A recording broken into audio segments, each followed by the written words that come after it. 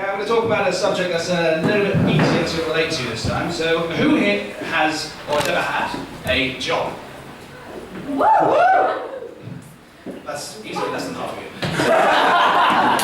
Well, I had a job earlier this year. I was working as an usher at the Duke of York's Theatre at the West End.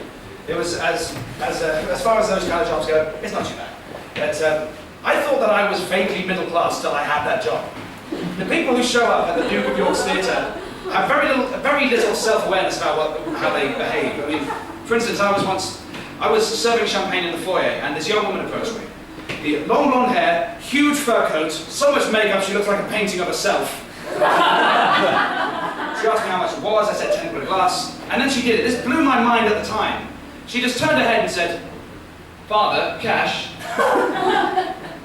And without a word, this guy gave us some cash. I have no idea if he was their father or not. How many people do you know call their father father to their face?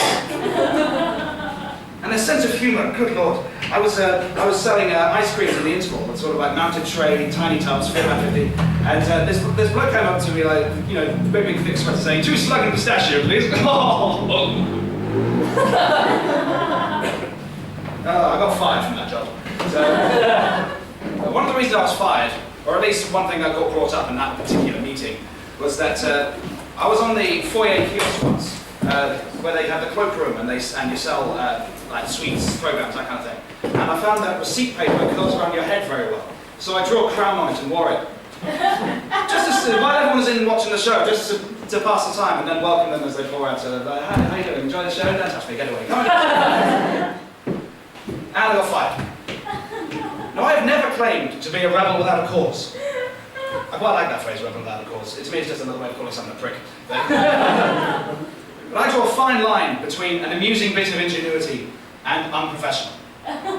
They drew the line when I made the Cyclops visor from X-Men. It's something I've noticed as well about front of house staff at theatres, and I would say most theatres that I've been to. All of the young people who are walking around, like they check your tickets, they sell your programs, bar staff, and show you your seats, all that kind of thing.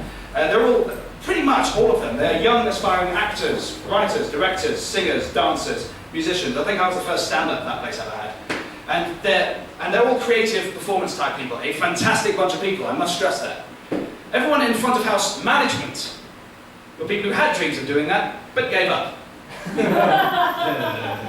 hear that, you slags? When I said I was following my dreams, I meant it!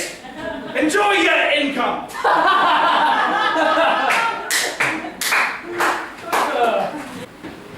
As a child, I was told the story of the 3 little pigs. In many different mediums, as it is a short and simple tale with an ever-relevant message concerning the struggle of negotiating against terrorist action. 3 pigs built 3 houses. One of straw, one of sticks, and one of bricks.